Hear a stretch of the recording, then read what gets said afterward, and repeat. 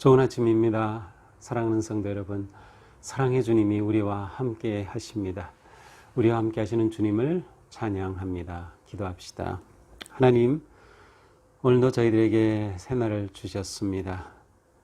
오늘 또한 주님의 말씀 따라서 우리가 구속함을 받은 얼마나 복되고 소중한 존재인지, 또 우리를 이렇게 사랑하여 주신 주님의 뜻에 우리가 어떻게 살아야 할지를 생각하며 또 말씀으로 깨우침을 얻고 힘을 얻도록 인도하여 주시옵소서. 예수님 이름으로 기도합니다. 아멘.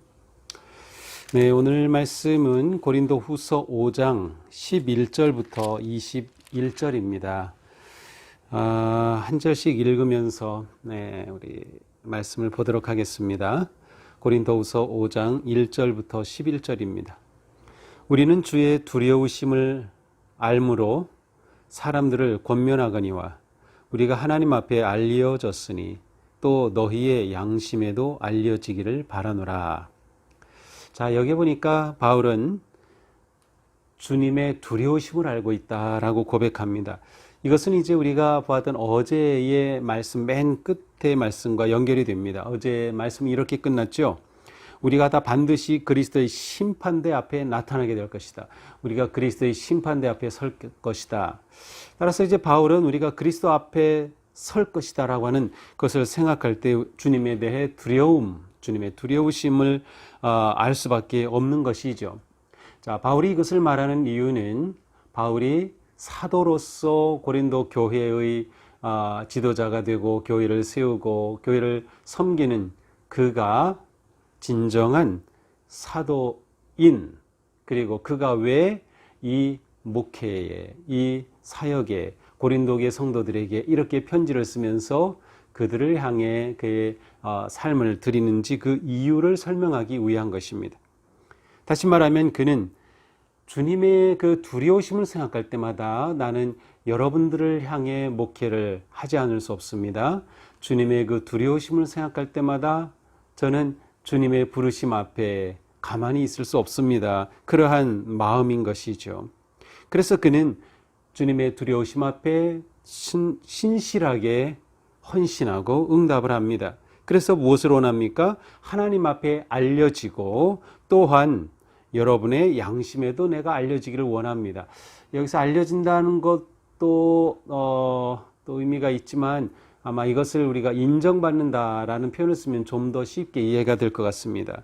주님의 두려우심 앞에 내가 믿음으로 응답하여 사역자, 사도의 길을 걷는데 이것이 하나님 앞에서 드러나서 인정받을 뿐만 아니라 여러분의 양심에도 이것이 잘 드러나서 인정받기를 바랍니다 라고 하는 것이죠. 여기서 인정받는다는 것은 어떤 인간적인 자기 충족의 욕구가 아니라 바울의 진실한 사도성을 인정받는 것이죠. 12절입니다. 우리가 다시 너희에게 자천하는 것이 아니요 오직 우리로 말미암아 자랑할 기회를 너희에게 주어 마음으로 하지 않고 외모로 자랑하는 자들에게 대답하게 하려는 것이라. 내 앞에서 나왔던 그 자천, 추천서를 다시 또 언급하고 있습니다. 그런데 이것은 너희에게, 여러분들에게 우리를 드러냄으로써 지금 문제거리인 외모로 자랑하는 사람들, 고린도 교회 안에 있는 거짓 지도자들, 거짓 사도들, 거짓 교사들이 하듯이 그렇게 하는 잘못된 그 모습에 대해서 우리가 여러분에게 우리의 모습을, 진정한 모습을 제대로 보여주려는 것이다. 여러분에게 우리를 드러낼 그러한 기회로 삼는 것이다 라고 하는 것이죠. 사실 그들은 바울의 그 거짓 지도자들은 바울을 계속해서 대적하고 바울을 인정하지 않았어요.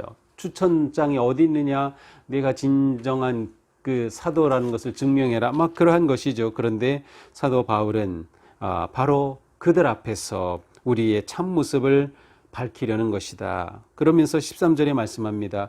우리가 만일 미쳤어도 하나님을 위한 것이요 정신이 온전하여도 너희를 위한 것이니. 자, 이것은 약간 어떤 미묘한 감정이 섞여 있어요. 여러 가지 가능하겠지만 우선은 우리가 미쳤어도 왜 미쳤다는 말을 쓸까? 어쩌면 바울의 대적자들이 바울을 보고 미쳤다고 말했을지도 모릅니다. 아, 그 미쳤다. 그 제정신이 아니다. 그렇게 말했는지도 모릅니다. 또 뿐만 아니라 바울은 그들을 향해서 정말로 미칠 듯이 그렇게 뜨거운 열정과 마음을 가지고 사랑하는데 그 마음을 그렇게 표현하는 것일지도 모르겠습니다. 어쨌든 여기서 중요한 것은 사람들이 우리를 미쳤다고 하든 우리가 어떤 모양으로 정말 미친 듯이 일을 하든 여기서 중요한 것은 무엇입니까? 하나님을 위한 것이고 정신이 온전하여도 너희를 위한 것이다 라고 말합니다. 자, 여기에는 어떻게 보면 진정한 사도의 기준이 표현되어 있다고 볼 수 있어요. 아니면 진정한 사역자의 기준이죠. 그 진정한 사역자의 기준은 무엇인가요? 하나님을 사랑하는 것, 그리고 성도를 사랑하는 것이에요. 그것으로부터 할 때 그것은 미친 것처럼 보이지만 얼마나 아름다운 미침인가, 아니면 정말 미칠 듯이 열정을 가진 그 모습이 얼마나 아름다운가, 그것이 하나님을 사랑하기 때문에 또한 성도들을 사랑하기 때문에 나온다면 바울은 자신의 사역을 이렇게 그들에게 설명하고 있습니다. 14절입니다. 그리스도의 사랑이 우리를 강권하시는도다. 우리가 생각하건대 한 사람이 모든 사람을 대신하여 죽었은즉 모든 사람이 죽은 것이라. 자, 이번에는 오늘 본문상으로 볼 때 두 번째로 자신의 사도성에 대해서 또 말합니다. 첫 번째는 뭐였어요? 주님의 두려우심 때문에 나는 이 일을 감당하지 않을 수 없습니다 였죠. 두 번째는 무엇입니까? 그리스도의 사랑이 강권하시기 때문에.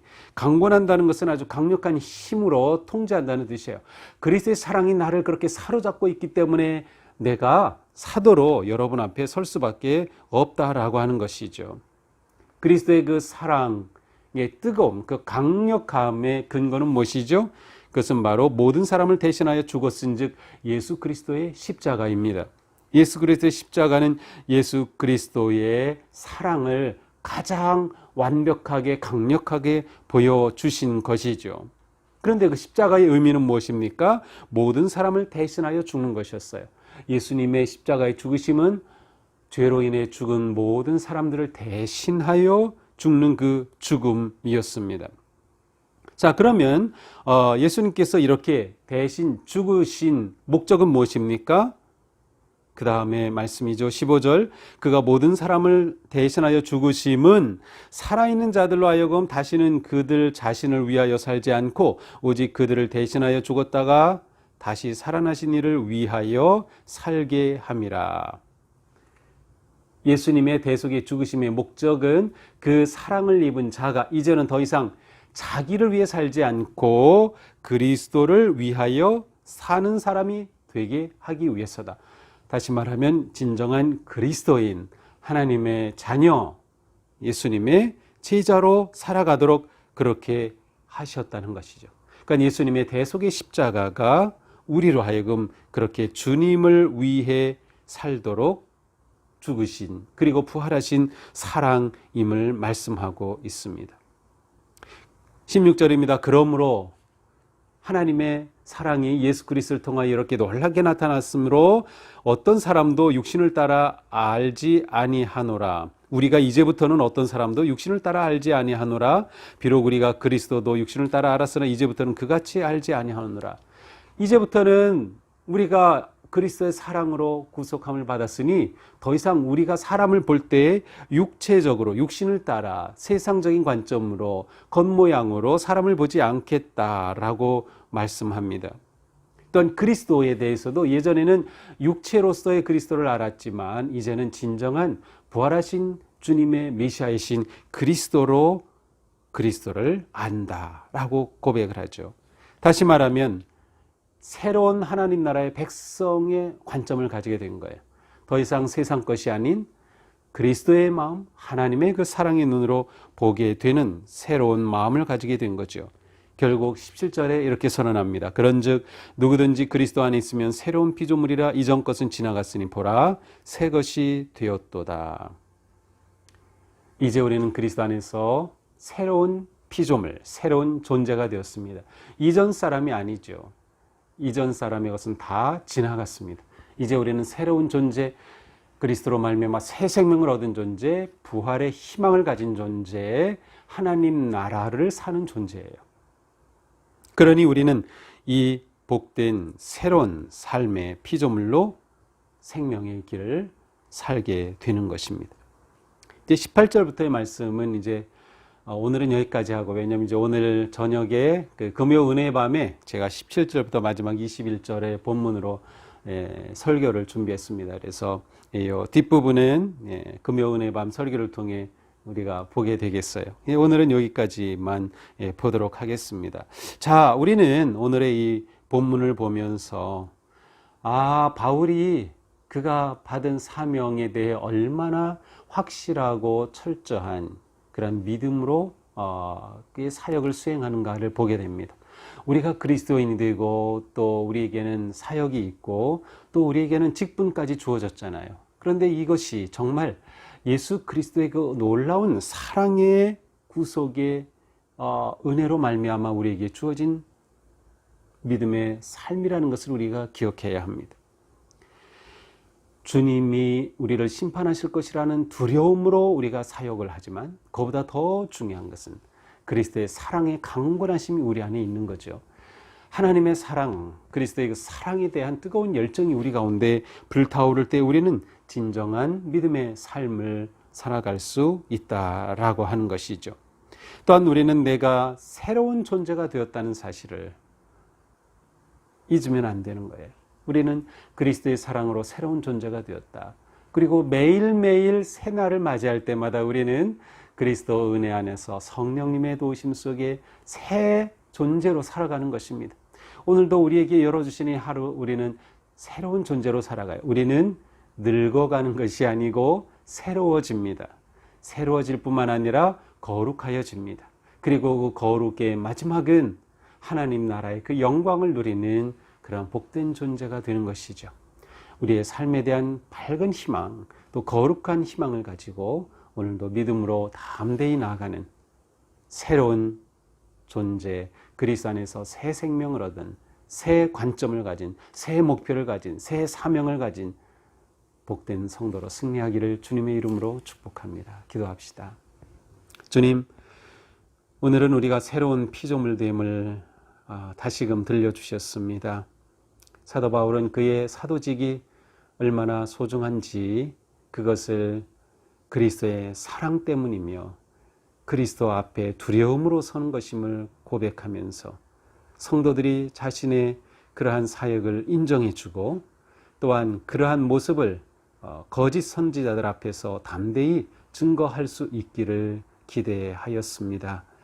주님, 저희가 오늘 살아갈 때에도 진실한 주님의 자녀로 거룩한 성도로서 살아갈 수 있도록, 그리하여 세상을 향해 우리의 존재가 예수 그리스도의 사랑을 증거하는 그런 복된 존재가 되게 하여 주시옵소서. 우리를 새로운 피조물로 삼아주신 주님, 오늘 하루 저희들이 새로운 마음과 새로운 사랑과 새로운 열정으로 하루하루 더욱 거룩해지고 주님 닮아가는 복된 삶 되게 하여 주시옵소서. 예수님 이름으로 기도합니다. 아멘. 네, 추석 명절 행복하게 잘 지내시고요. 또 건강하게 보내시고 또 하루하루 말씀으로 계속해서 승리하며 나아가기를 축복합니다. 사랑합니다.